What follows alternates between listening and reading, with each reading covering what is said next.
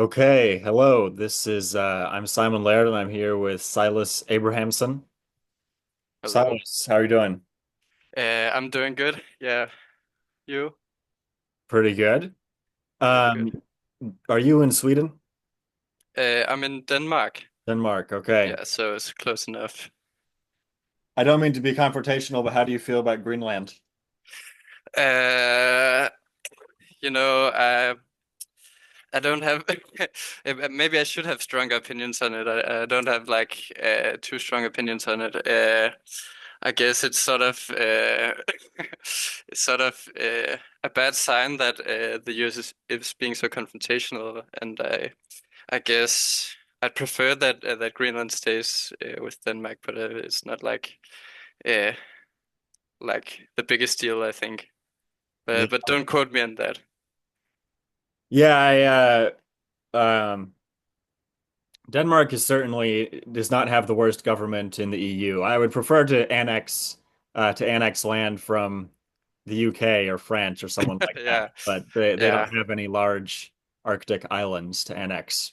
yeah. Sadly, sadly, yeah, yeah. It's not. Yeah, I agree. Denmark probably isn't the worst country, so maybe we shouldn't be invading us. But I'm maybe a bit biased too. So Well, we were going. I think we originally interacted because I wrote a response to a piece that you had written on wild animal suffering.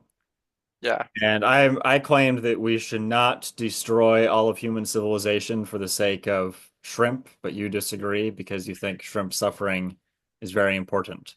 So maybe we could start talking about that. Did we say yeah. that we wanted to discuss some other topics as well?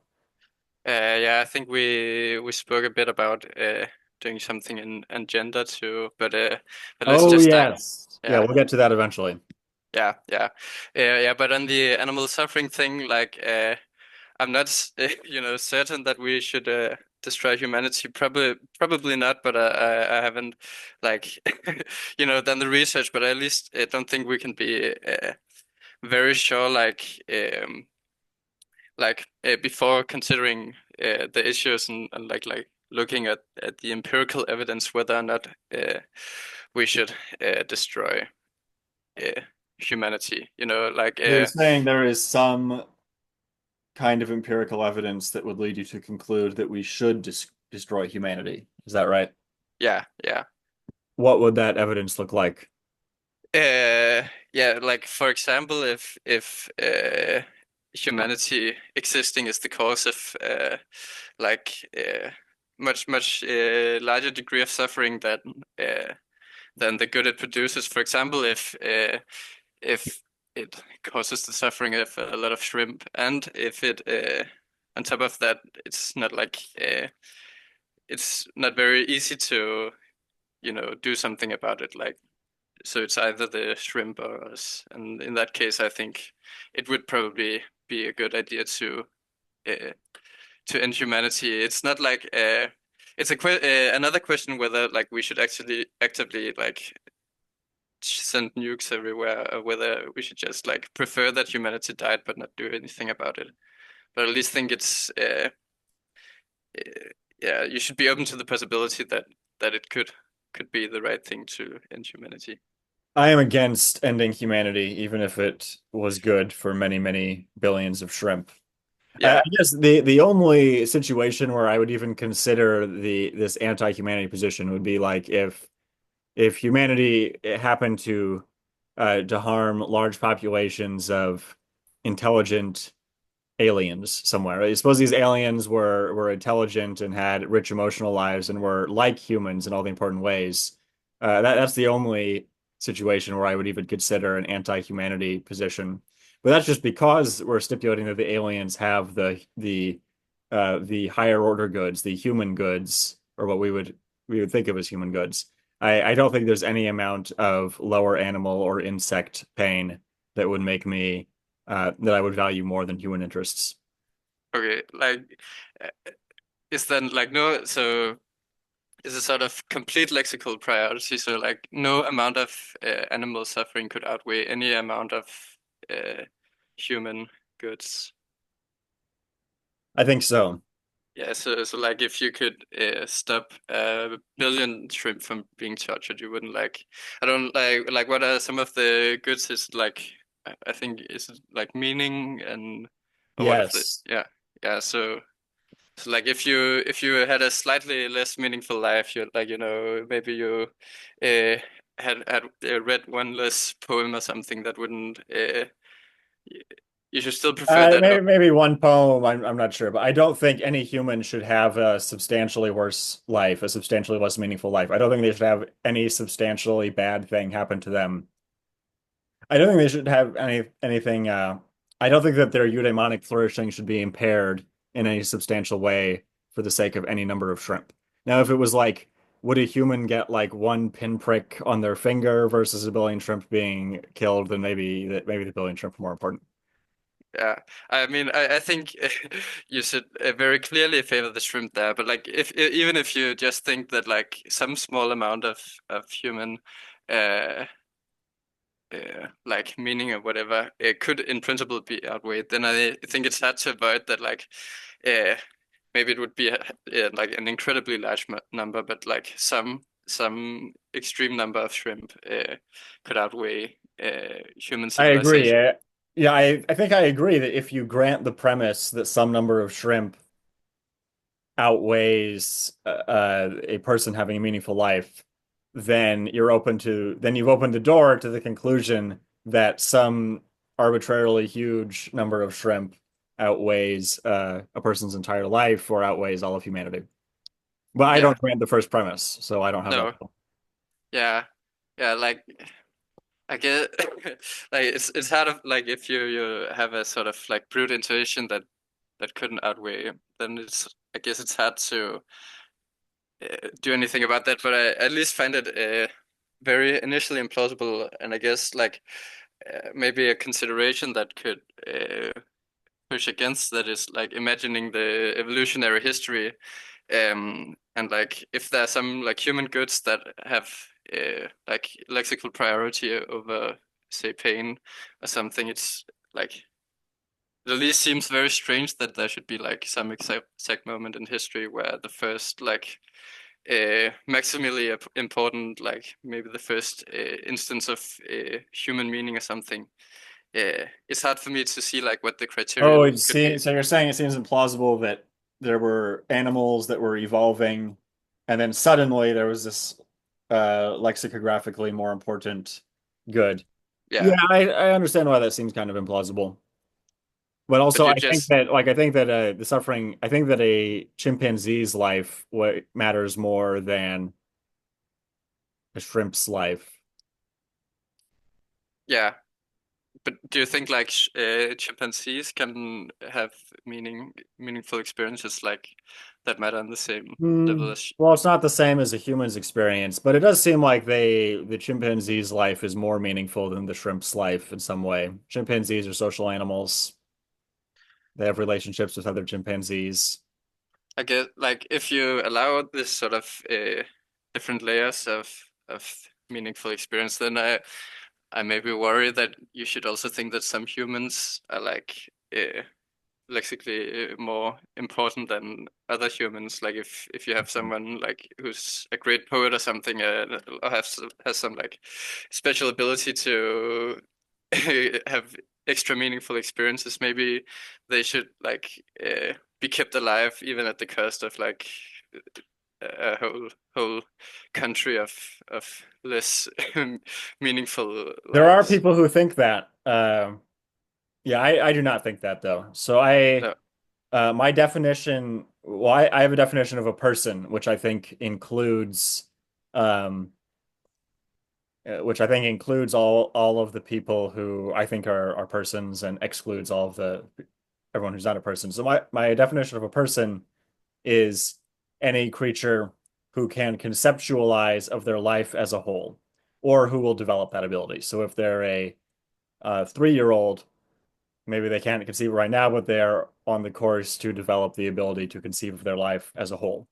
And I think this is a plausible definition because if you can conceive of your life as a whole, then you are capable of having preferences about how you would like your life to go. So, by like contrast, a sheep does not have any preferences about its whole life. Now, the sheep prefers in the moment to eat grass and not be in pain, but the sheep doesn't think, when I die, I would like to have achieved these things, or when I die, I would like people to remember me as the sheep who was such and such. The sheep can't conceive of a life plan. Yeah, so it's like the ability to have like a goal for your entire life. Is that what you mean? Yes, it could be a goal for your life, or to, yes, some kind of goal, which could be a goal to achieve something, or it could be a goal to embody certain virtues. Um, yes, I Yeah. think persons are creatures who can have that kind of self-conception. So an intelligent alien who would presumably fit that definition, but animals, I think, including chimpanzees, do not. And I think very severely mentally retarded humans do not fit that definition as well, although less retarded humans, like people with Down syndrome, would. Okay. Yeah, I guess like maybe a couple things like I agree that probably shrimp don't have that ability. I'm not sure, but it's at least gonna be very hard to like figure out whether uh, I guess certain animals or people maybe we can speak with them usually, so that helps. But like with many animals, I suspect it's gonna be hard to figure out. And then uh, on top of that, I guess I just don't see why that's like so much more important than suffering or something. Like at least if I reflect on my own life, I guess like sort of being tortured, like experiencing a lot of pain, it probably outweighs like achieving some goals for my entire life. And I could imagine like an incredible amount of pain that I prefer like avoiding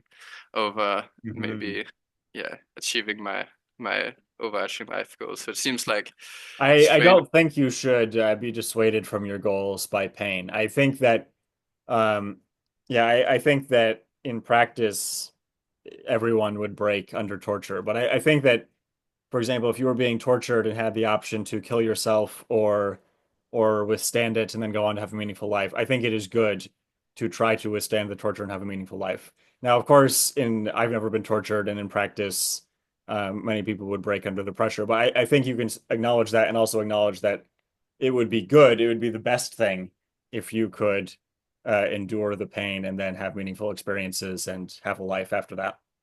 I don't know.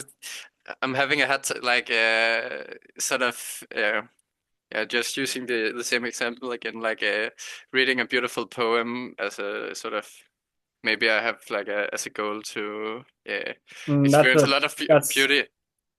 that sounds like a very minor thing. I think the meaningful experience would have to be something more important than reading one poem. Yeah, but if you like, if you put like, if you grant that it's like to some degree meaningful, and then that meaningful experiences have like lexical priority, then you should wouldn't you then have to say that like any amount of pain is like outweighed by reading that poem? No, I don't think reading as the I don't think that reading the poem is a meaningful experience unless it's a part of some larger. I think that reading the poem could be a component of a meaningful experience. I don't know if it's a meaningful experience by itself. Okay, maybe. Okay, so I guess so. So what would you like count as meaningful experiences? Suppose there was a book of poems that you always had wanted to write, Yeah. but then you were kidnapped by this torturer. But if you can withstand the torture and escape, then you could escape and write your book of poetry. Okay. Yeah, I guess like so if we imagine like just sort of, and this is maybe getting a bit outlandish, but like imagine for each letter in you have to write in that book, you you have to like withstand a day of torture. I don't know, it doesn't seem like that's good for Well, me you don't know to. that in advance. And right in the moment, you just know that you're currently being tortured, and you can choose to take the cyanide pill and kill yourself, or you can keep trying to escape. Like imagine that I'm told beforehand that I can finish this book, but like I have to be tortured for each letter I write. Yeah, I still think it would be good to attempt to endure the torture so that you could escape and continue your life afterwards. Maybe like uh, I don't know. That seems very strange to me. Like surely it wouldn't be good for me to like be tortured to write one letter, and like we can imagine that I'm going to die after having finished the book too. Like so it's just like I can be killed now and not finish the book, and also not endure the torture. And I can be tortured like I don't know how many days. That's gonna be a lot of days, and finish the book too. It seems like I should just prefer to die now and not finish the book. Hmm.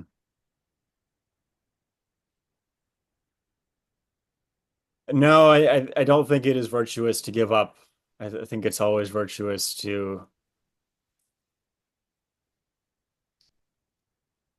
I mean, you're stipulating a very unrealistic scenario. Yeah, I know. Yeah, yeah. It's sort of just like pushing on the idea that it's always more important to be virtuous. But I think like even in smaller like cases, like this is just pushing it to the extreme. But like I think of I tend to think of like goodness for a person as being like satisfying their desires, and I think that can capture like some of the the weight of like lifelong goals. Like I really want to finish this book maybe, and I'm willing to do a lot of go through a lot to do it, but surely there should be some amount of like other desires I shouldn't have quenched to finish that one like overarching goal.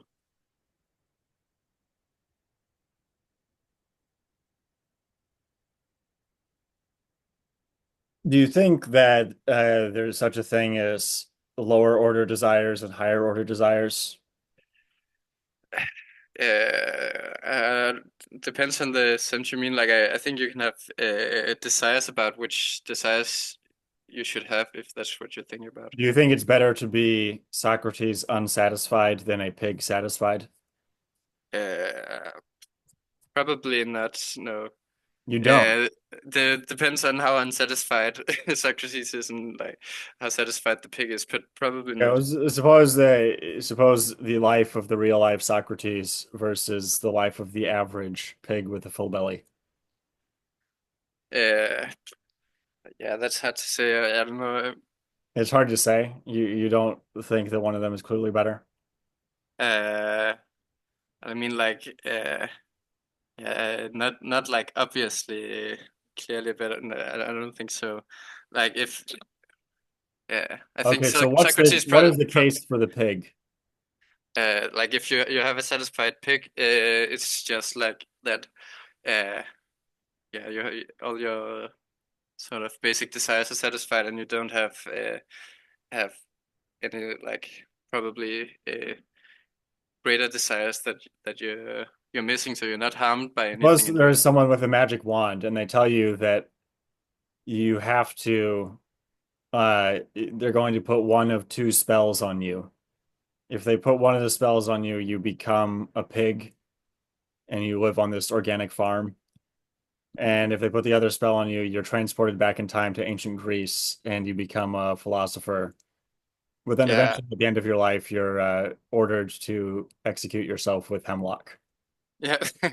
yeah I don't know how good a life Socrates had, but like in that case I think that also like in my current desires are playing into the equation. So right now I care a lot about philosophy and like But human you would things and so choose to become Socrates, not the pig.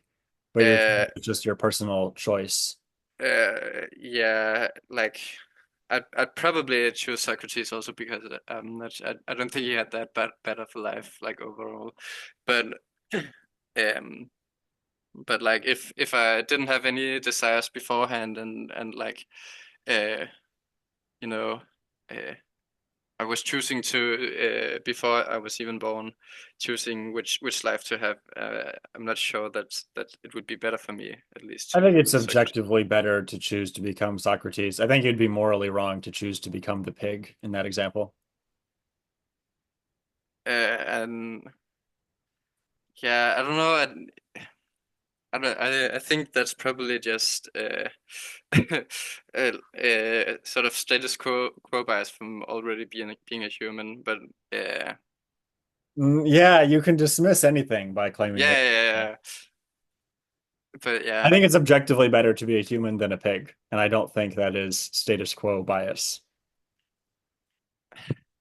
I'm just I'm just like if I reflect on my like own experiences and like uh, what it feels like to be a human and so on, it's uh, I have a hard time like seeing what part of being a human is like that much better than what I could experience as a pig. Uh, and I guess I'm just not feeling the sort of virtue point. I have a hard time seeing that that's really so much better. Do you like to play the guitar or the ukulele? That's actually not me. That's my girlfriend, but I play drums. Play drums? Okay. Yeah, I think that a pig could not play the drums.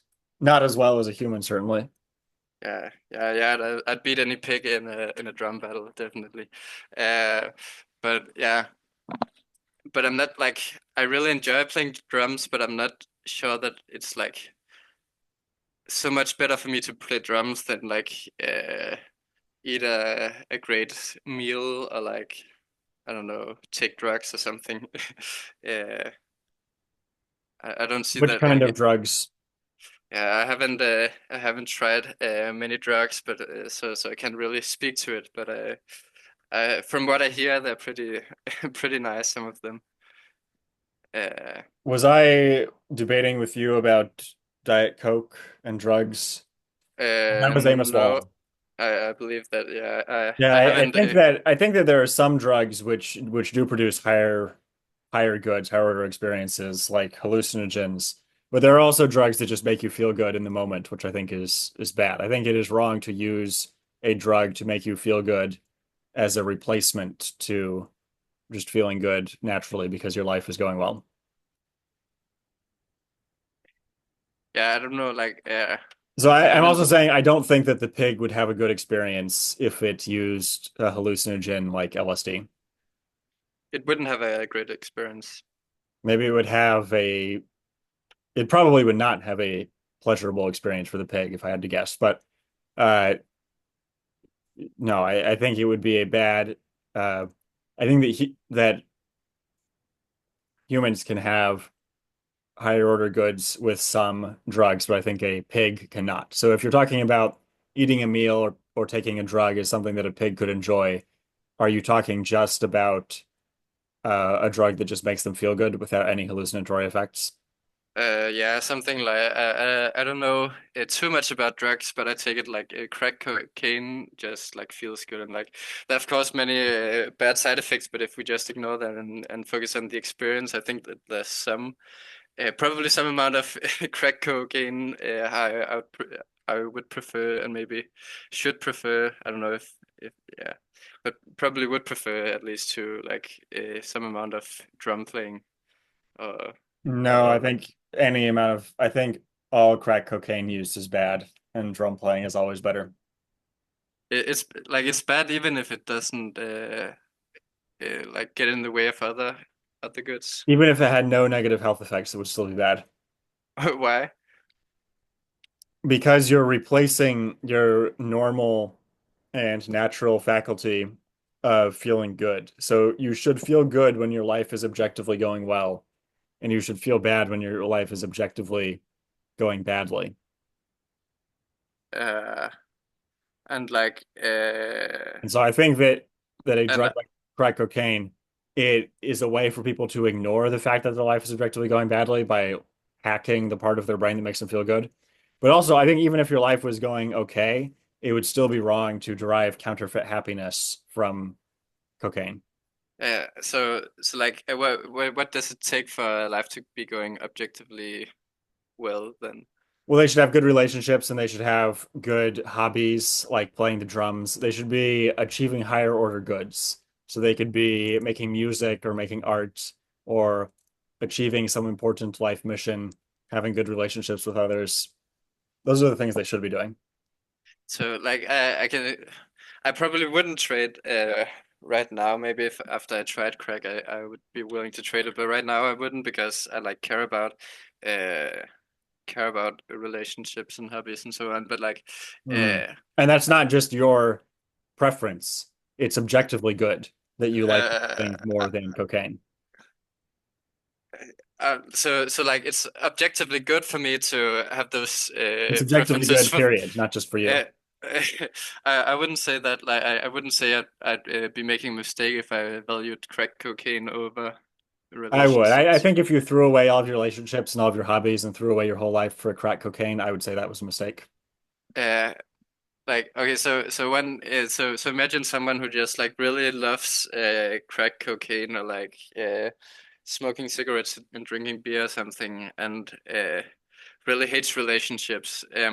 But Hmm. then you sort of force them to go on dates instead of drinking beer. Like if they really honestly hated relationships and loved beer, then I think it would be like you'd not be helping them out. Uh, Well, so I meant any kind of relationship, not just a romantic relationship. So yeah, it, yeah, yeah, so like you a could go friend on. or family as well. Yeah, But no, yeah, I think you would be helping them if you forced them to stop doing cocaine and start connecting with other people instead. And it has to be a person who they have real connection with. Just yeah, forcing them to interact with strangers who they have nothing in common with is probably not good either. But with people who they have a genuine similar interests or people they can connect to in a real way, it's good to do that rather than drink beer by themselves all day. Now, if yeah. they were Even drinking if beer they, with other people, that's a different story. yeah, yeah. But like even if they hated having like even if they didn't enjoy spending time with people, like they could develop. Maybe that's impossible, but like imagine they Oh, develop a if relationship. they had that preference where they hated connecting with other people, then they should change their preferences because those would be the wrong preferences. But but like it doesn't seem like impossible that they couldn't change the preferences. And in that Well, case, if it is conceivable in principle that there could be a person whose brain was so messed up that they couldn't change their preferences, but that would be a bad thing. That would okay, be yeah, a defect in their character. We would say this person has a horrible brain disability. They have a horrible brain malfunction that causes this to happen. yeah, yeah, okay, yeah.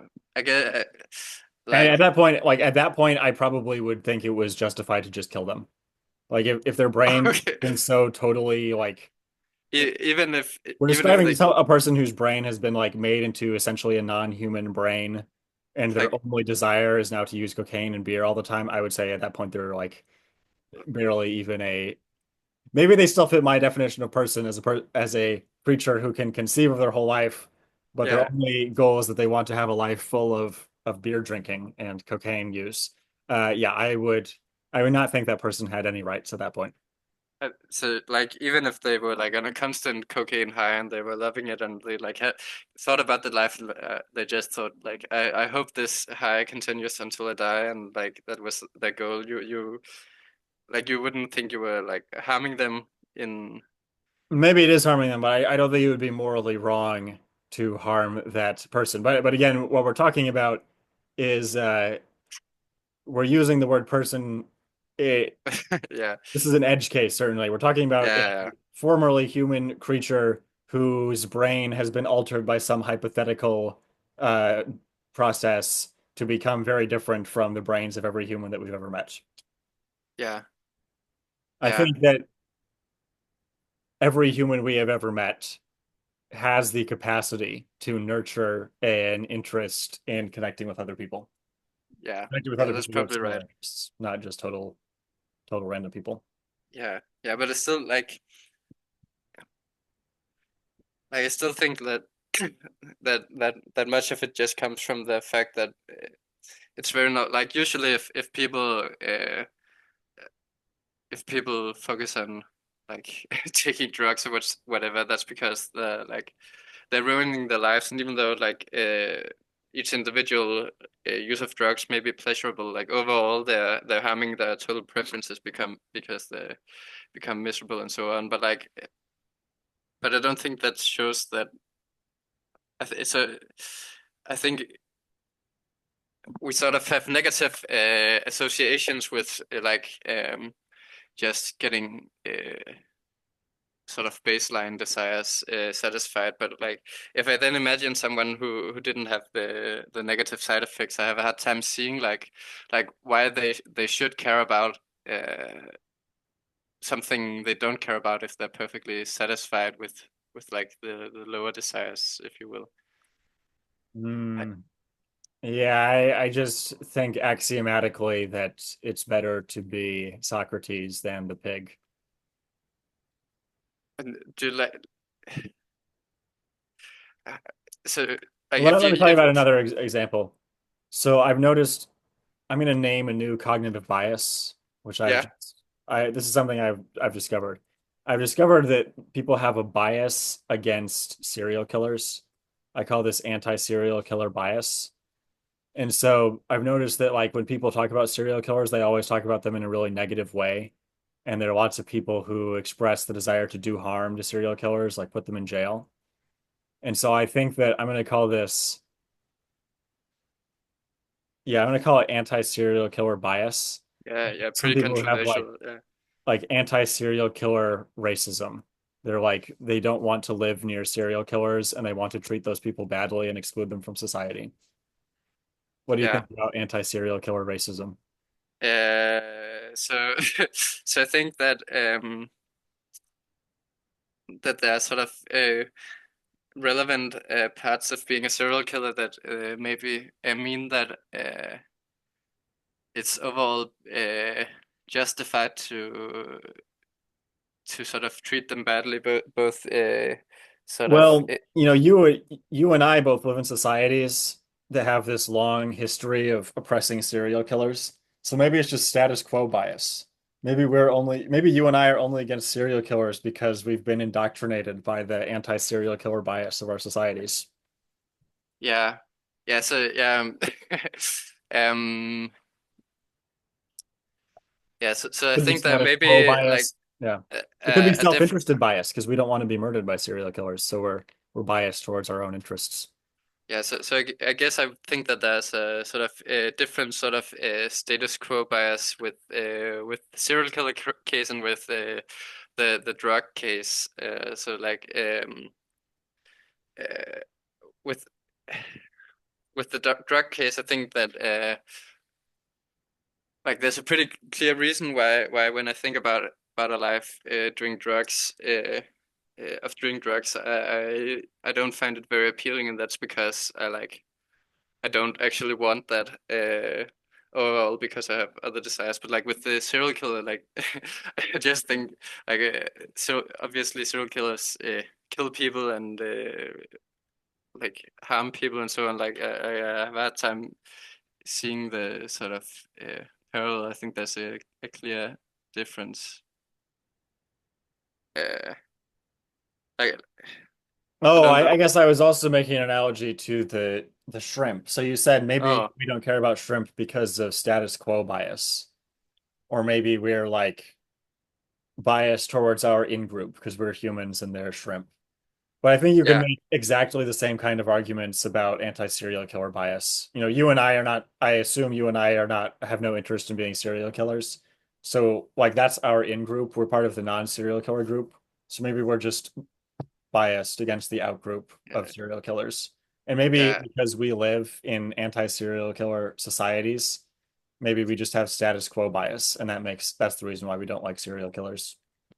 yeah. So like yeah. So, how First, can we really trust our intuitions that serial killing is bad when it could just be the product of these biases, like status quo bias? yeah, yeah. So like I guess the reason is that like even in like hypothetical alternative cases, like I can see like whatever reason I have for trusting my moral judgments, like I have for making my moral judgments, I can see that like in relevantly similar hypothetical cases, it's I think that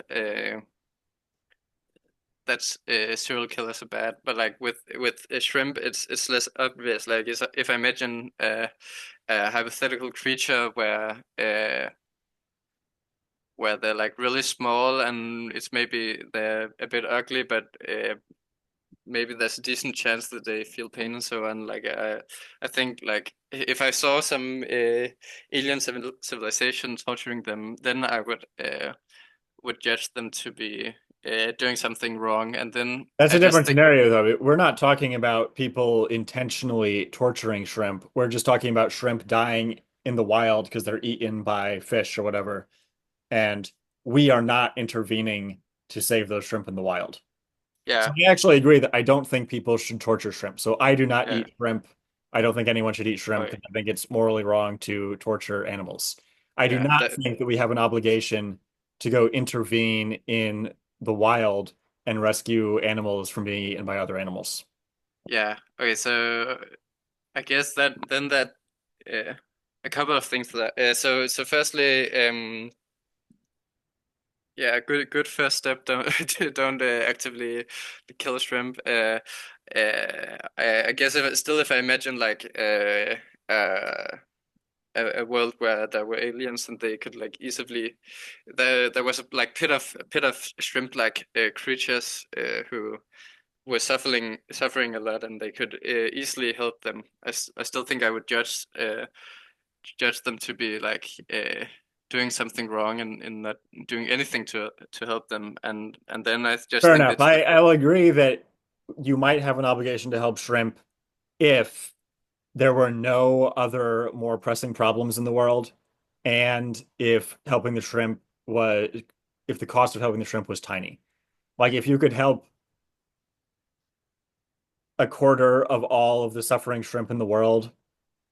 Well, okay, so today, if it was possible to help a quarter of all suffering shrimp in the world for $10, I still would not do that because I think there are even better uses of $10. okay, yeah. But I guess that that's sort of if all of the world's human problems were solved, and then you could spend $10 to alleviate the suffering of one quarter of all wild shrimp, then yes, I would do that. yeah, I guess that sort of comes back to the ecological intuitions. Like if I but like again, if I imagine that alien planet, like even if I imagine that the aliens are very smart and the sort of suffering shrimp like creatures are very stupid, like if I then see one of the aliens like having the choice between buying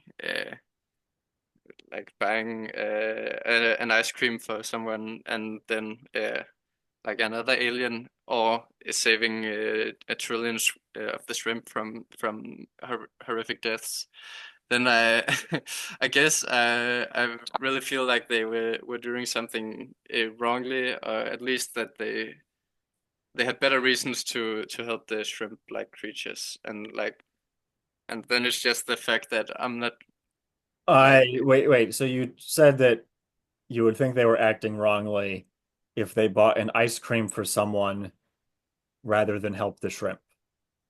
yeah, for example, Right. yeah, maybe Or can we specify that they're buying an ice cream for themselves? Because if they're repairing some important relationship by buying something for someone else, that might be a different story. Can we say that they're buying the ice like cream for themselves? like if they're buying it from for themselves, I suspect you'd agree with me. But like imagine that they're repairing even a relationship with someone else. I still think that they should like uh, clearly save the save the shrimp, and like one way to maybe make this situation stronger is just to imagine like instead that the shrimp are actually pretty big and like it looked a lot like the aliens, but they just like were still pretty stupid, so like they didn't look strange to the aliens, and it was very obvious that they were suffering, uh then I think the intuition gets stronger. But obviously, like how big the shrimp like creatures are, I don't think should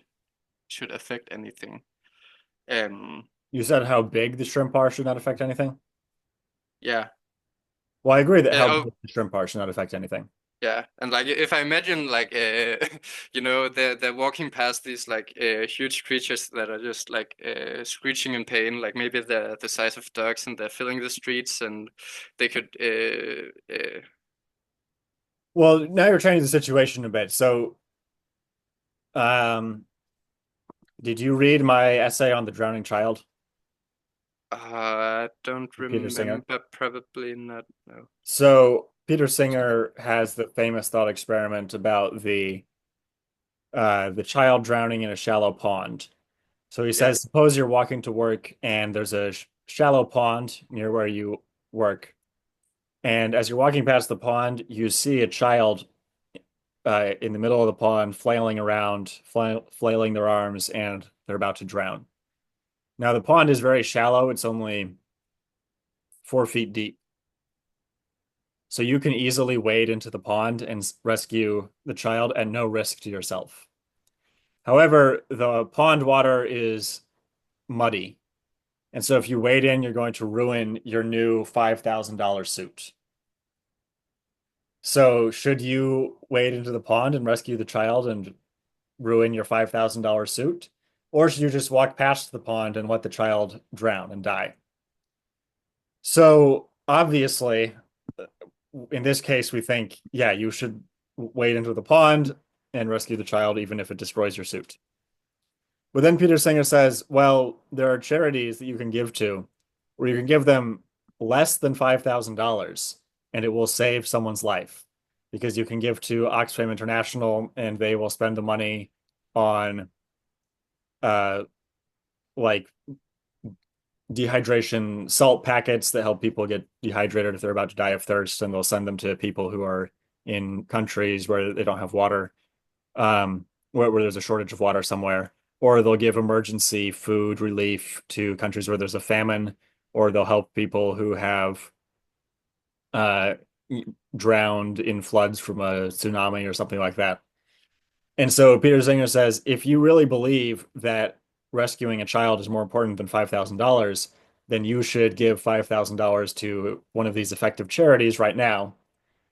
And in fact, you really should spend your entire life giving money to these charities because if you ever spend $5,000 on yourself, you're letting somebody drown in the third world somewhere. So I think that you actually don't have an obligation to give all of your money to charity. I don't think you have an obligation to give all of your money to those effective famine relief charities. Because, for one thing, so if everybody took that advice, they would save a lot of people from famine, but there would be no progress. Imagine if in the 1800s, the people who were creating the Industrial Revolution had said, no, actually, instead of building factories and creating prosperity, instead, we're going to go to these poor countries and provide food relief. Well, then there would have been no Industrial Revolution and the whole world would still be extremely poor.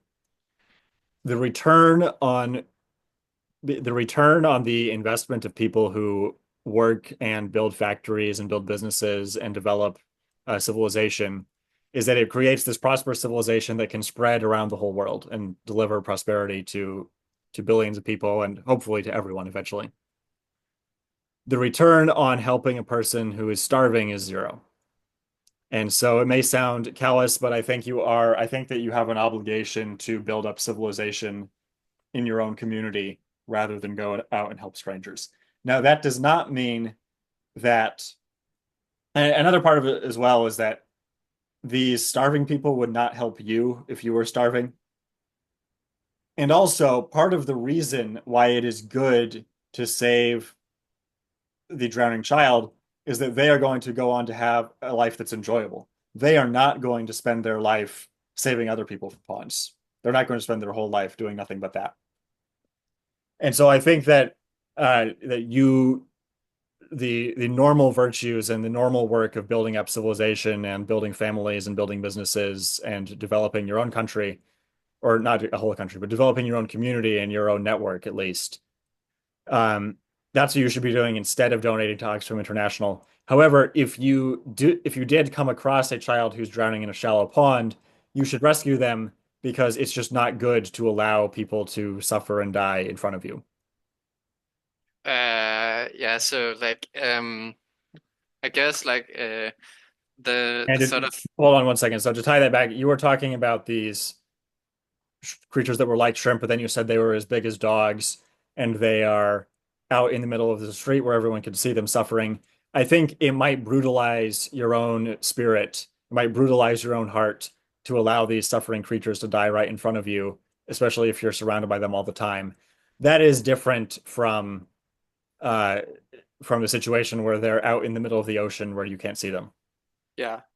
Yeah, okay, so like a couple things like maybe the drowning child maybe is sort of relevant. Maybe we shouldn't go into the completely into the details, but like just in the things you said, I think like the point about spending money to develop civilization, I think like that's sort of not something I'm in principle against, but I just think that it's very doubtful that like any money at least that I would spend would like do more good in like buying random products or whatever, investing than giving giving money to charity.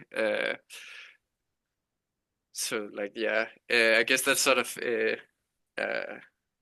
that's sort of even for like a hardcore utilitarian that's not like something in principle to disagree about. But and you like mentioned the point about if everyone was doing it, but I think like uh, obviously I don't think everyone is giving money to charity, and I think that's relevant. Like if everybody was a doctor, then we wouldn't have people to like make food for us. But that doesn't mean that it's like that you shouldn't be a doctor if if there aren't enough doctors. And like it seems like right now there's like more need for people giving to charity uh than investing in development or something. And you could yeah, like some charities even like of course work on helping But we're people. talking about the effects of a single person giving to charity versus the effects of a single person doing the normal work of civilization building. Yeah, yeah, you don't think that it'd be better to give to charity than You said you don't think giving to charity would. do you not think it'd be better to give to charity for like a single person even? No, I Uh, don't. no, okay, yeah, I And guess like the effect of the single person is what matters for your personal obligation. yeah, yeah, I agree, but I just suspect that that you'll be doing more good by donating to charity. But that like that's an empirical question, and we're sitting in the armchair right now. But like to go back to the point about shrimp, um. So you said that it's sort of relevant that the dogs are suffering in the street, or not the dogs, the dog-sized shrimp-like creatures are suffering in the street, and like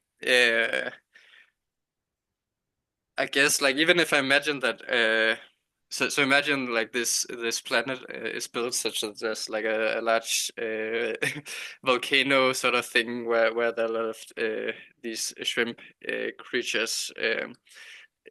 Who are suffering, and it's out in the middle of the ocean and you don't see it every day, but still like you know it's there, and you know that you could easily save a lot of them from the pain. Then I still think that uh, like you should probably at least spend some money to try and get some of those creatures out of the volcano, even if you shouldn't spend like all your time and money on it.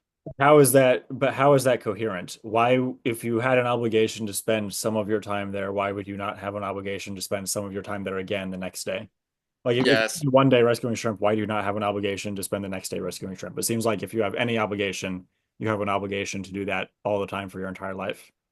Yeah, so this is sort of the a point where for me it depends on on whether utilitarianism is correct. But like if I imagine an example, like a similar example, if I imagine going down a street where there are a bunch of homeless people, like and I could easily give them money to buy food or whatever, and imagine that they really spend it on food. It seems like it'd be wrong for me if I have a lot of money to give um to not give anything, but it still like seems like it might be okay for me to stop at some point without being as poor as the homeless people and like That doesn't make sense to me either. I think if you have an obligation to give your own hard-earned money to homeless people, then it seems like you should keep giving to homeless people until you have no more money left to give or until there are no more homeless people. so if we imagine the drowning child thought experiment, so imagine, yeah, the classic example where there are like a million drowning children. Do you think you'd be obligated to like spend all your time pulling kids out of the pond? You mean if it was physically present? Yeah, yeah, it's like a huge pond right in front of you. Okay, so we're imagining there's maybe let's say there's like two nearby islands, and there are people on one island who are just drowning all the time, and there are people on a very nearby island which is close enough that they can see it, they could see the other one, where people have this prosperous society.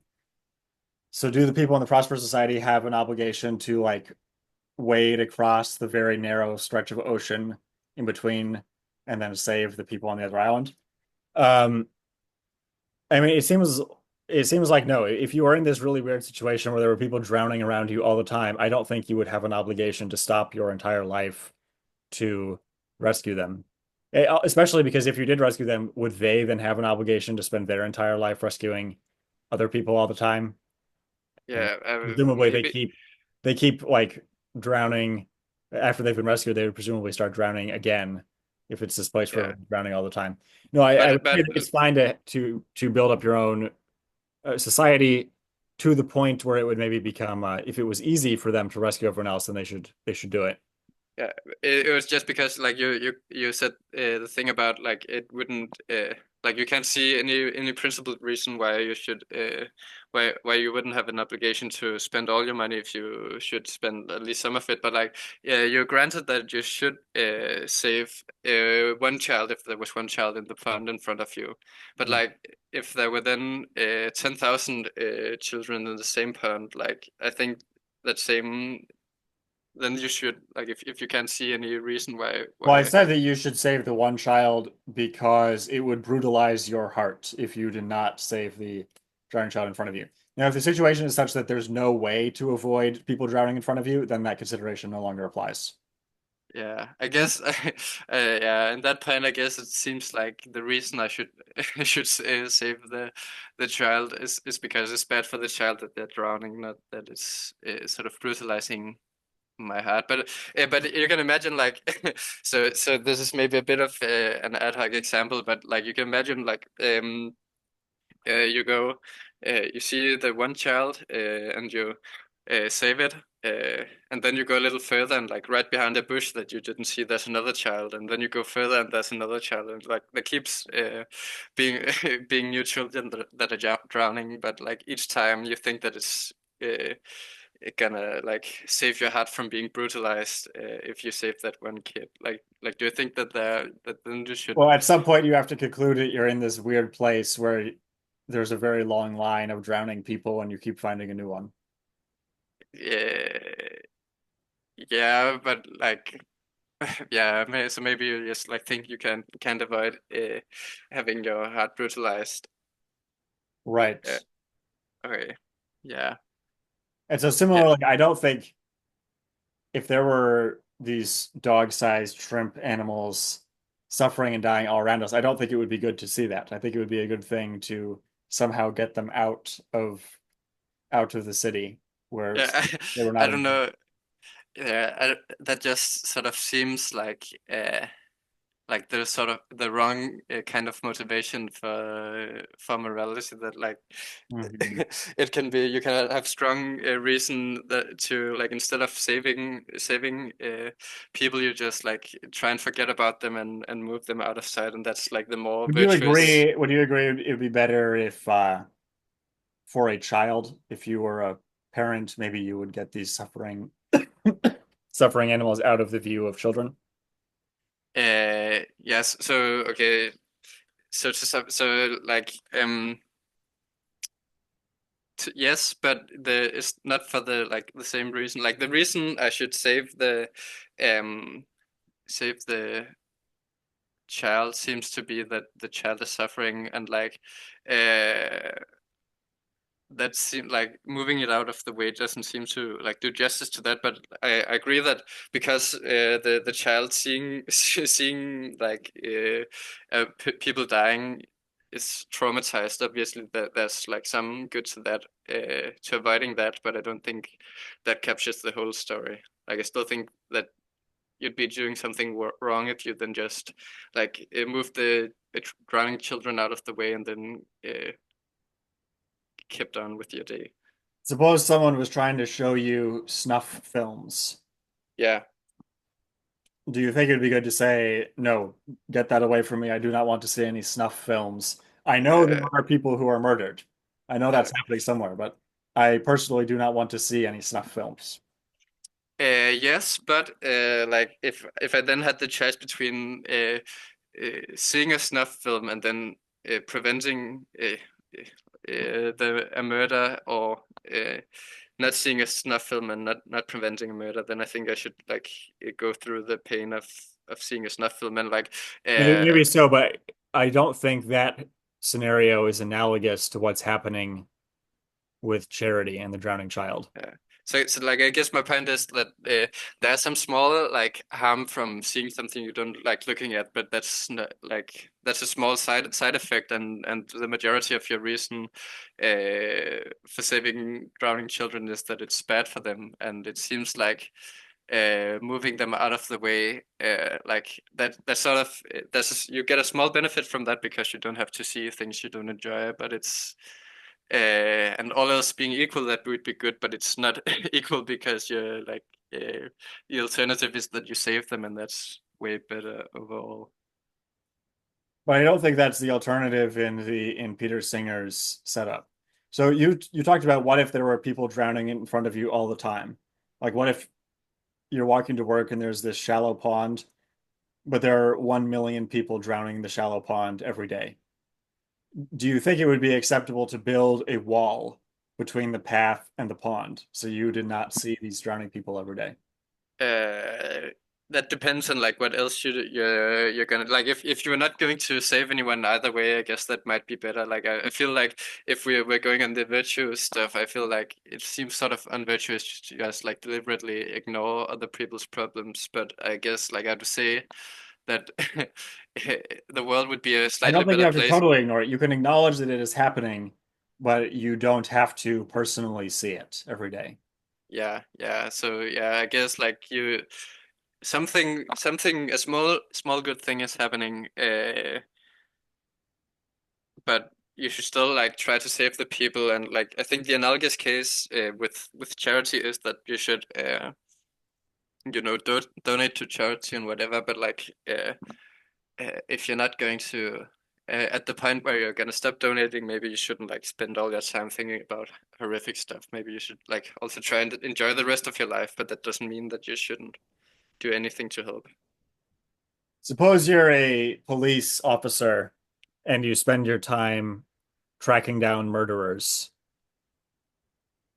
and then someone offers to show you snuff films of all of these murders, and you say, "No, I don't want to see it." And I'm also not going to. Suppose somebody, okay, suppose here's a situation. An evil genius named Dr. Moriarty contacts you and he says, I'm about to murder one person every day on a live stream. And here's the live stream link. And you have to watch these people being murdered. And if you watch this live stream and watch 9 people being murdered, then I will spare the 10th person. And then I'll start with another group of 10 and murder 9 of them again. Do you think that the police officer has an obligation to watch those snuff films? Or do you think the police officer can say, no, I refuse to watch these snuff films. I'm going to spend my time doing other things, specifically being a police officer, which is probably the more effective way to stop murder anyway. Like if it's much more effective to even a little more effective to stop murder other ways, then I think. But like even if we imagine it was like a person who couldn't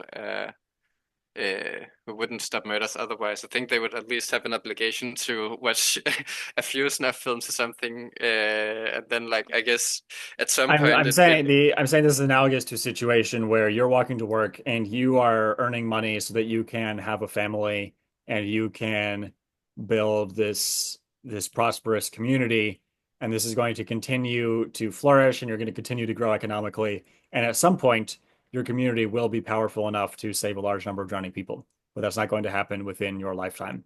So you're just focused on building up your community. I think it's fine for a person who is doing that to say, I'm also not going to donate to starving people in Bangladesh. And I'm also yeah, not going to watch videos of the starving people in Bangladesh all the time. Maybe I'll watch it once or twice. Uh, so I yeah, think that's analogous to the case where you're the police officer, you're doing something which is in the long run more valuable, which is catching the murderers. Maybe you'll catch Dr. Moriarty, but you're personally not going to watch the stuff films because that would brutalize your own heart, and you're not going to perform these charitable acts just to save this one person from being murdered, because the normal things that you would be doing instead are more effective in the long run anyway. yeah. Like in that scenario, I of course agree that you shouldn't watch the films. Like if you're already doing something good, you shouldn't go out of your way to do it worse, and then also like suffer yourself. Like if you're already doing something that's as good, or roughly as good as donating, like you shouldn't go out of your way to donating to charity. You shouldn't go out of, at least you're at the very least not obligated to go out of your way to like watch documentaries about how animals are murdered on factory farms or whatever. But like, and then it's just I guess I would probably be skeptical that building up a community like a local community is usually as good as donating to charity, especially Do because they're you, like do you dispute the claim that development in Northwestern Europe had extremely huge positive effects for the rest of the world?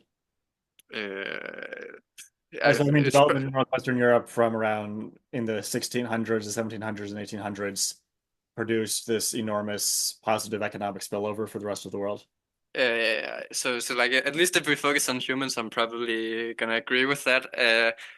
But that doesn't mean I think that you should like that you should continue doing it. Like taking the doctor analogy again, like you can agree that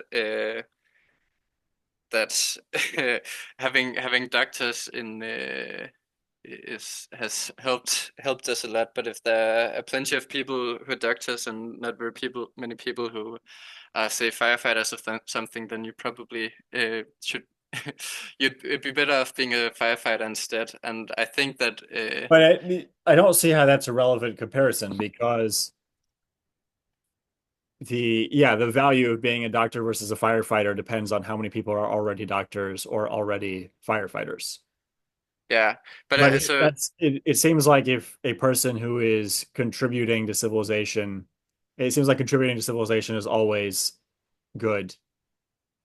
I don't see the analogy exactly. so two things I think. So firstly, I think and I'm not sure of this, so maybe this is just wrong, but I suspect that like the more society develops, especially like the more the West is like proportionately better off than other parts of the world. I suspect that like the marginal person supporting local developments is gonna be less.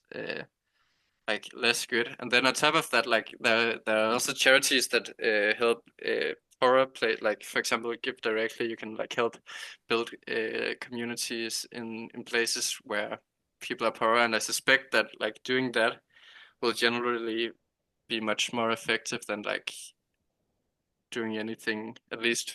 Uh, Suppose you have a personal budget and you can choose between your savings account. So your savings account is, let's say, a mutual fund. It's invested in a lot of stocks. You have a choice between investing your money or spending it on food, or let's say spending it on vacations. It seems like maybe the vacation is pleasurable in the short term, but in the long run, the return is always higher from the investment because the investment has a positive rate of return and the vacation has a zero rate of return. yeah, So yeah. So giving charity to people is a spending item. That's a zero rate of return item. yeah, Building things and building institutions is a positive rate of return activity. yeah, yeah. So I guess there are like a couple of things that I agree that in that case that you're probably better off putting money in your savings, but it's gonna depend on like a lot of things. Firstly, like maybe you could help the savings account of someone who's worse off, and in that case, I suspect I'm that saying that there's a civilizational savings account and a civilizational spending account, and yeah, charity for starving people in other countries is part of the, or we'll even say there's like a world investment account and a world spending account. And giving money to people who are in a famine, that's a spending item. Building technology and building productive civilizations is an investment item. yeah. So yeah, one thing is I think. Then I think some charities would go under investing because you sort of help build like infrastructure and whatever in places that aren't very developed, and I suspect that I haven't heard of any charities that do that. I've heard of charities that help to buy a cow for an individual in a poor country. uh, so I'm not I'm not very I'm probably not the best source of on this, but the way I understand it, something like Give Directly generally helps a lot with the sort of development of communities like much more effectively than I suspect developing the Western world would help them. Um, but another thing is, I'm not sure if like enough people are putting money on your spendings account. I actually think that uh, maybe it would be better to like buy a vacation, but like enough. I don't think I could make very much, if any, difference on the like economic development in Denmark, for example. But I think I could. Could make some difference. Yeah, I could The make. the total amount of difference is the sum of the difference made by all the individual people. Yeah, yeah, uh, yeah. I guess. Yeah, it's sort of hard to figure out just sitting here, but I suspect that like the difference you would do if everyone gave a lot more money to charity. I suspect that would help the world out in total more than like if everyone I don't think invested it, in. I think it would be even more productive if people cut back on consumption and invested more in themselves and the people they knew. Yeah, yeah. Yeah, I guess it's sort of hard to figure out here. I'll grant that if it's sort of if it's actually better, like if it produces more good to like reinvest in your own society, then I'll grant you should do that instead of like donating to charity. And yeah, then it's just a matter of whether that happens. And yeah, I don't think I'm the best person to figure that out. Um, well, we also said we wanted to discuss what is a woman. We wanted to discuss whether trans women are women. Yeah, What do you think yeah. about that? What do I think about that? I think that so uh, what I think about it is that we should include trans trans women in the category of women, uh, and I don't think that there's like an objective effect of the matter as to what a woman is. So you're making no factual mistake, and then you're probably also just like it's just better to like you're not hurting people's feelings and so on if you call trans women Wait, women. what did you say? What did you say right before you said you're not hurting people's feelings? I said that I don't think there's a fact of the matter as to whether like I don't think it's true or false that like women are adult Mhm. human females or not. Do you think there's a fact of the matter about whether women are coyotes? Like I'd have to say no. I You don't think think there's no so. fact of the matter? No. Okay, so the way is yeah, and I don't have like super. This is not the an area I'm super confident in, but the way I see it, I don't think that like uh, uh, facts of the matter as to um, certainly what the meanings of words are, and there are a few reasons for that. Like Wait a minute, wait a minute. We just had a discussion where we were both using words and we managed to yeah, talk about things about which there is a fact of the matter. I don't think you can say, like, if someone says the earth is round, I shouldn't be able to say, oh, well, there's actually no fact of the matter about whether the earth is round because there's no factor of the matter about whether words have meanings. So maybe the word round means something. No, yeah. So I think we should be able to say that yes, the earth is round. I think it is a fact that the earth is round. yeah. So I it's think it is a maybe fact that it's, women are not coyotes or tuna or any yeah. other form of non-human animal. I Right? think No, I shouldn't say that. I think women are definitely not coyotes or tuna. okay, great. I think we should like separate two questions. So firstly, there's the question of like holding the meanings we use for the words fixed, whether like some question is answered affirmative or negative, and then like whether there is a fact of the matter as to what those words mean. So like with the Earth is round example, um, I'd say that like holding like using the meaning I usually use for the word round and for Earth, it's true that the Earth is round, but like I Mhm. would not be saying something. I'm not be like making a factual mistake if I use the word round to describe buses or whatever. It's just like I think our word usage should like be determined normatively, like entirely. I don't think they're like, and this is sort of, I'm not too certain about this, but this is at least what I lean to. Like, I think that we should just use words, uh, like our word usage should be guided normatively, and usually it's like very counterproductive to use words in very idiosyncratic ways and so on. But like in certain cases, like the case of women, I think it's probably better to uh, use maybe a slightly idiosyncratic term. Okay, so are you saying that you think there are moral reasons to change the definition of woman to include trans women? Is that what you're saying? Yeah, at least to yeah, like to use the word in a way that includes trans women. Do you think well, so I guess a lot of times philosophers want to investigate the meaning of a word or a concept. So maybe they'll say, what is life? Is a virus alive? Is a uh, if a tree is like almost all dead on the inside, but just the outside is alive, is that alive? So they're taking this word life and they're trying to, or knowledge is a better example. So what is knowledge? So there are people use this word knowledge. What do they mean by that?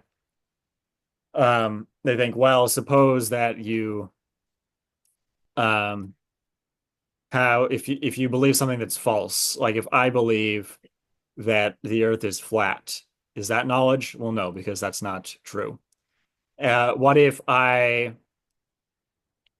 so it seems like knowledge is a belief. It has to be a true belief. Maybe it has to be a justified true belief. They're trying to figure out what are the things that we were referring to when we use that word. Even if we, at the time when we first used it, we didn't realize we were thinking of those things.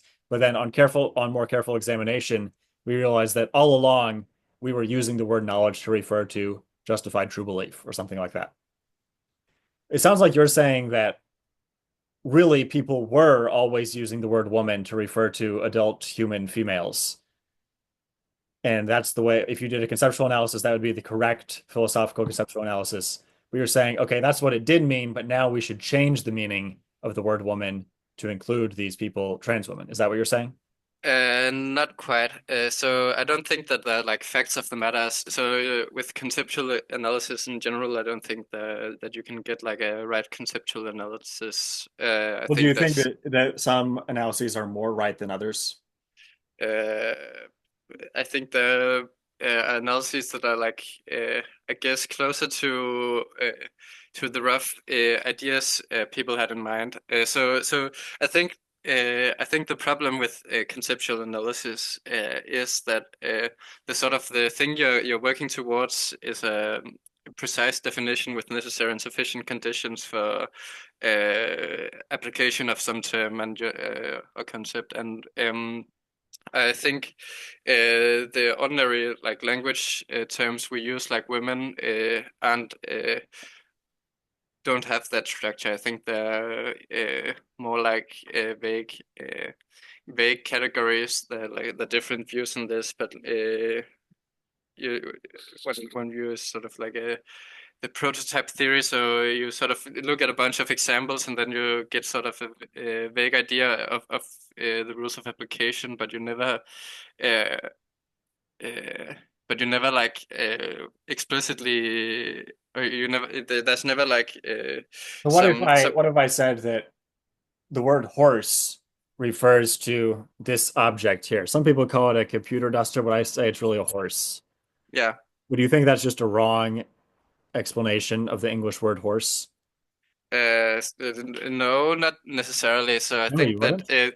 yeah, I wouldn't. I would say that that's a very counterproductive way to use that word, but I wouldn't say because No, I but don't. it's not just counterproductive. If I'm making the claim that this is what the word horse does mean in English, I would just be wrong if I said that this object is one of the things that is meant by horse Yeah, in English. yeah, yeah. I guess I just don't think that there's like a any effect of the matter. So like one thing is I just don't see what grounds like what makes it true that is a horse, not a horse. Like what makes what sort of grounds the meaning Well, the of reason is that English speakers use the word horse, and the thing that they have in mind, the many possible things that they have in mind when they use the word horse, that's not one of them.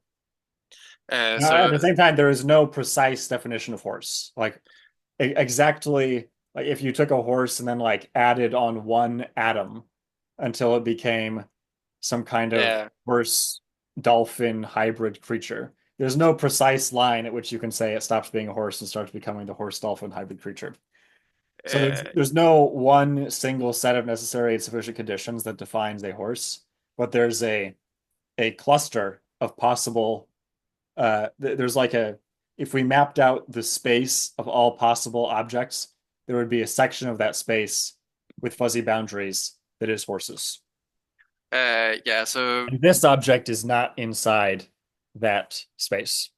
yeah. So a couple of things on that. Firstly, so with the sort of English language speakers, I think that's going to be problematic to like give a principled account of who counts there and like how big we should make the group and so Well, but on. it's again, there are going to be fuzzy boundaries. Someone might speak English very, very poorly or only speak a few words. But like with horse, there are clear cases of English speakers and clear cases of non-English speakers. And the fact that there are fuzzy boundaries doesn't negate the fact that there's such a thing as an English speaker. Uh, Yeah, so yeah, this gets into like I guess maybe bigger tangents, but there I suspect that like for vague terms like that, I just want to say that, and this is maybe the nuclear option. I want to say that that just then it's just not true of anything that it's a horse and not a horse, because like yeah, it's gonna be hard. Then you're gonna have to like define like the boundaries of where the vagueness starts and ends, and that's gonna be vague too. And like I don't think you're ever gonna get a like a precise any like clear cases of something that's definitely a horse or definitely not. But Do you think that do you think that any objects are red? uh, So yeah, like very strictly speaking, no, but like obviously I use the term red, so like in rough usage, I think that's right. But like unless we like arbitrarily specify some boundaries, I don't think like It is, yeah. uh, So where you the exact line where you place the boundary is arbitrary, but it's not arbitrary that you chose. If you select a spectrum, if you select a section of the color spectrum, the exact boundaries of your selection are arbitrary, but it's not arbitrary that you chose the red part rather than the green part. yeah, but then I'm just then I just worry that there isn't any like any part that's definitely like that's 100% definitely red, because that would require that you can like set a boundary for where it no longer definitely red. And I don't think that like there's any reason to think that there should be such a boundary. Do you But on think the that this sticker is definitely red? yeah, so like in strictly speaking, no, but like obviously I'm gonna say Why, it's strictly speaking, is it not red? because I think like I don't think that it's I don't think that the sort of the term red is precise enough to be able to But why does it need to be precise? There can be clear cases even if the term is not precise. well that's the thing about it. I don't think then you're gonna have some boundary cases, and you're gonna have to like Yes. There are yeah, boundary cases. There are colors that yeah, are not really red, not really orange, or maybe they're a mix of both. yeah, yeah. So But like if you this is imagine not a boundary case. This is red.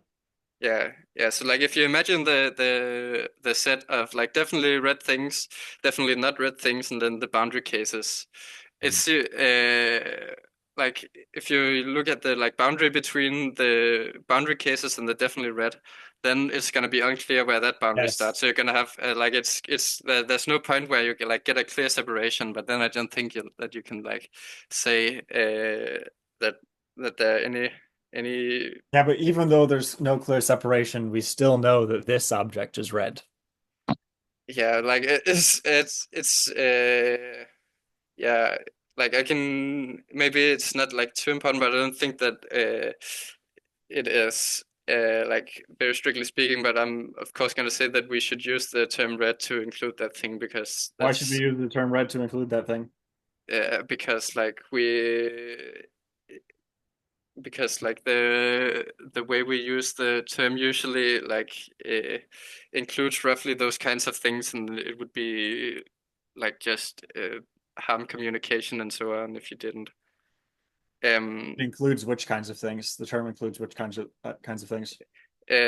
like the red things, but that's Red things, obviously yes, exactly yes. yeah, but the things that look like that and roughly look like that in color. But on the sort of language sort of meaning thing, the whether English language speakers ground meaning. I think another problem is just that uh, that you like you can make it like sort of a debunking argument for for that. Like if I imagine that actually meaning was grounded by in the English language, meaning was grounded by what Chinese speakers thought the English terms meant.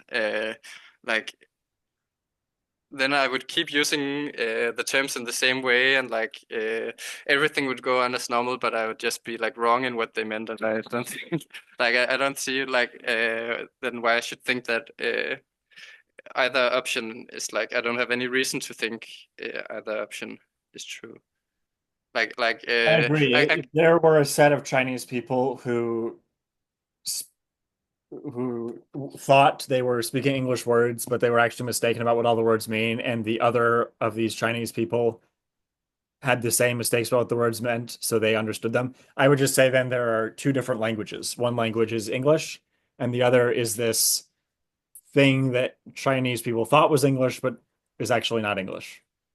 Yeah, I think maybe I didn't communicate the point quite clearly. So the idea is like you have this theory that says, okay, the meaning of English words, say the meaning of the word pen is defined is like fixed by the usage of English speakers, and you Well, the think, meaning of the word pen in English.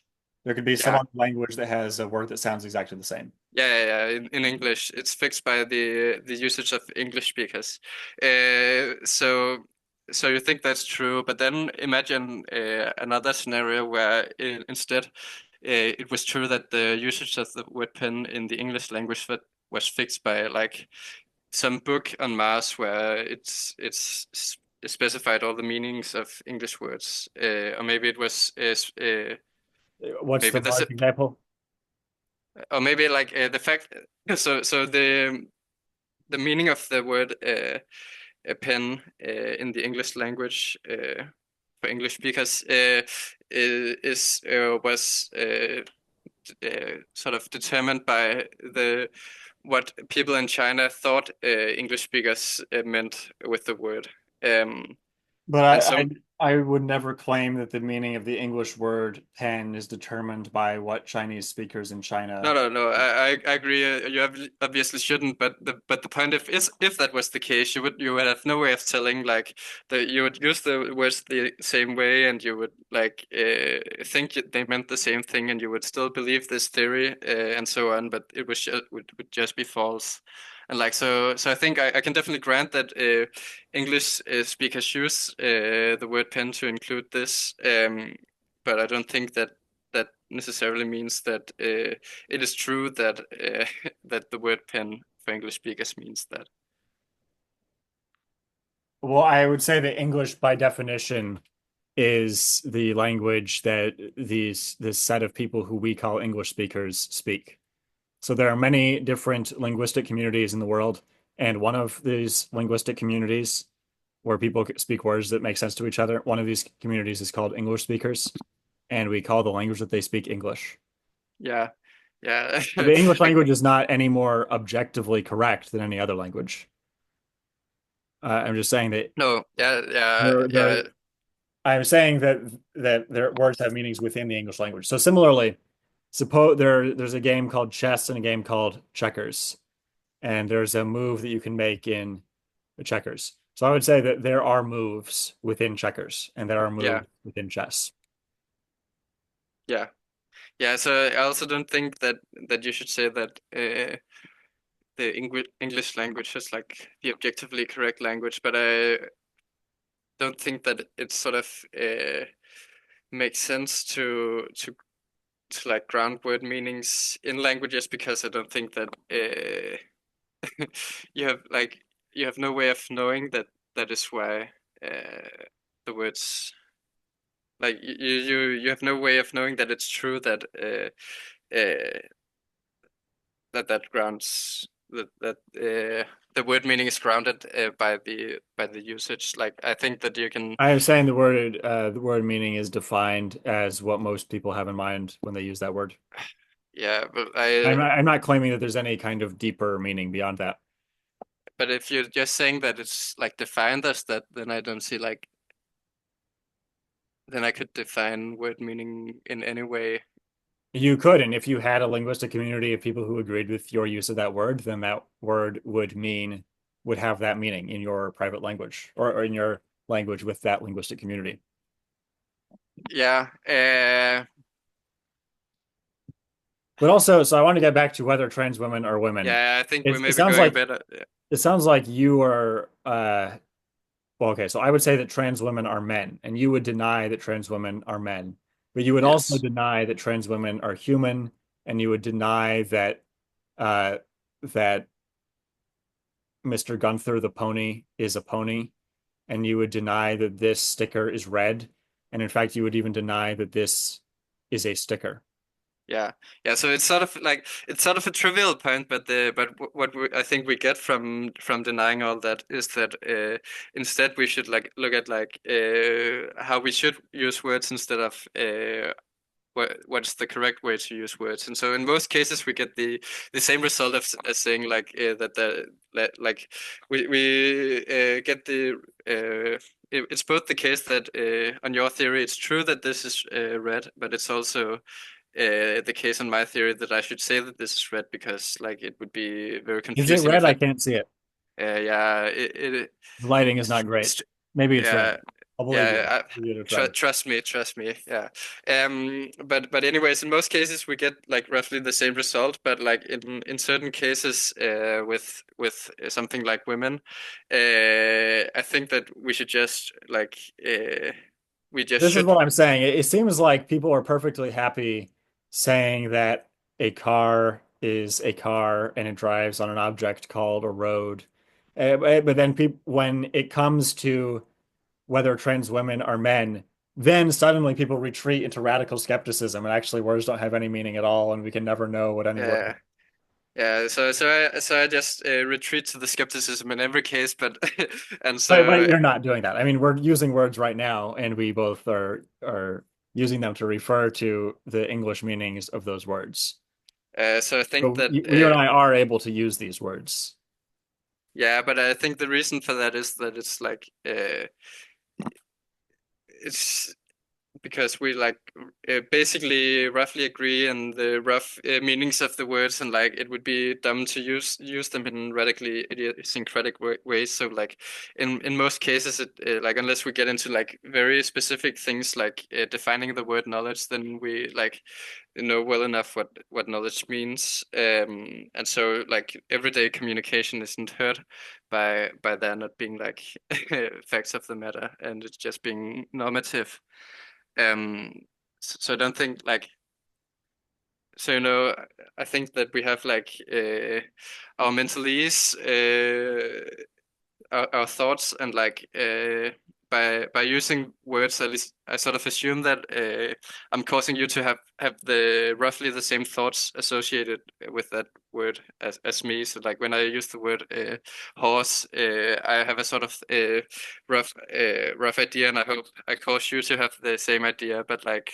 but that doesn't mean that it's Would like you agree at least that the word proton has a meaning? Because unlike horse or red, there's no ambiguous case with the proton.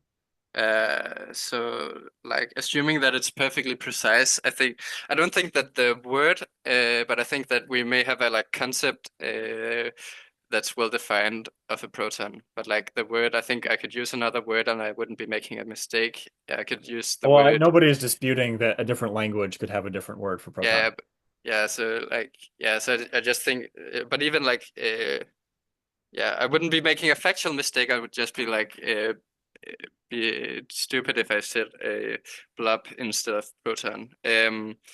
But yeah, I agree that there probably is some like maybe well-defined concept, at least with mathematical concepts. There are certainly uh, probably well-defined concepts there. Hmm. Yeah. Uh, yeah, but with trans women, I think that uh, like we don't have any any good reason like we're not making a mistake by using the word to include the word women to include trans women and like we have good like normative reasons Do to you think that people are making a mistake if they say that trans women are men. No, I don't think so. I just think that like acting uh, in many cases they'd be like doing something slightly wrong. Uh, So suppose that we're living on an island again and we use the word red in the same way as normal English users use that word. But then one day the king of the island has a brown hat and he says that he's going to beat people up unless they say that his hat is red. So now um, people have good uh, selfish self-preservation reasons to use the word red to include red things plus his hat, but those are not good realism reasons. Those are not, you're not picking out a real thing in reality if you have this arbitrary construct that includes both red things and the hat. so I think like I don't think I think that yes, they would probably have overall good reasons to include the hat as a red thing, but I also like there might be like a slight, epistemic reason to not use the word that way because they're used to not including things that look like that, and so it would be sort of confusing. But like overall, they should The obviously. normal use of the word red picks out a real thing in reality. It picks out a section of the color spectrum. Um, That's different from a word that just picks out an arbitrary collection of things from the universe that have no relation to each other. I don't think that like the word. I think that both the like gerrymander term, like if I make up a term for like this part of the color spectrum and then this part of the color spectrum, Mhm. uh, I don't think that it's like it's maybe a more confusing word, but I don't think that it like it's not like necessarily a more wrong word. Well, it's a word that doesn't, it's a concept that does not match up with reality. So I don't think that concepts necessarily match up with reality. So I think that concepts, at least in the sort of precise picking out things, definitely and like necessary and sufficient conditions kind of concept. Um, I don't think that. I think that what they do is like carve up reality. Like you have the so you just like draw a line between a bunch of things in reality, and these are the X things, and these are the not X things. But it's not like there are some concepts that draw up reality in a more true way than other. I think there are some conceptual schemes that carve up reality in a more true way. I think that some conceptual schemes carve up reality at the joints, and some are just arbitrary. For example, um, suppose that I use the word table to mean a collection of a rice cooker and a book and a nightstand. And right now I'm looking at my rice cooker and my book and my nightstand. So I have one table in my room. Yeah. Okay. So yeah, I think you'd But there's be. no necessary connection of those things to each other. There is a necessary connection of the different parts of the table. The parts of the table are connected to each other. So if you have a table, it can be moved around or turned upside down and it's still a table. There's So to nothing particular. If I learn that somebody owns a table or somebody, um, well, I guess I suppose I could learn that somebody has a rice cooker, a nightstand, and a book. But there's no reason for those things don't always go together. And so there's no uh, reason why. if I'm trying to describe the world in as few information bits as possible, it doesn't make sense to have a word for rice cooker plus nightstand plus book. So two things there. Firstly, I'm a sort of a mereological nihilist or universalist, so I don't actually think your table is more real than that object. But ignoring that, I think that there may be like some sort of things that are basic. So I think that maybe like something like What I was don't that know, term you used for yourself? What kind of nihilist? mereological nihilist. I'll have to look up this form of insanity. Yeah, it's yeah. So it's just the view that there are no like composite objects, like only like mereological atoms and things making up objects exist. And then the other view, I is sort of I have the disjunctive view of that or universalism, where any collection of objects is an object. But that's a bit of a I mean, side. maybe any collection of objects is an object in some trivial sense, but Yeah. a a word that picks out table picks out a thing in reality. It carves nature by the joints. A word that picks out that atom plus that electron does not carve nature at the joints. So I don't think either of those carve the nature at the joints. I think there may be some joint carving properties, and those would be like the most like irreducible properties. So maybe something like being extended or being like having a length that's sort of the same thing, or like maybe normative like right action might be, and something like consciousness terms might be. But I don't think like most of the the usual examples of natural kinds, like species or table. I don't think table is a natural kind either way. But I don't think most of the like normal ways of like the composite uh, ways of composite natural kinds are gonna fit that. And I basically think that uh, that that's because we have no no good reason to think that there are such kinds, and it's sort of simpler to assume that there aren't then. Hmm. So like the Well, world, do you have some final thoughts? uh, yeah, well, just in that point, so I think like the world where there are natural kinds, so like where the species is a natural kind, and rice cooker tables isn't, looks exactly the same way as the one uh, where species aren't a natural kind. And so I think, yeah, we have no good reason to think. But yeah, Well, I think let's leave it there for today. It's yeah, been a we good didn't get too conversation. Thank much you. to the trans issues, but it was fun talking. Well, I got you to admit that nothing is red and there are no natural kinds Yeah, and yeah. species don't exist. Yeah, I personally don't think that's as big of a bullet to bite as it might sound initially, but but maybe you think that, yeah, Maybe we'll discuss again another time. yeah, that'll be fun. But great talking with you.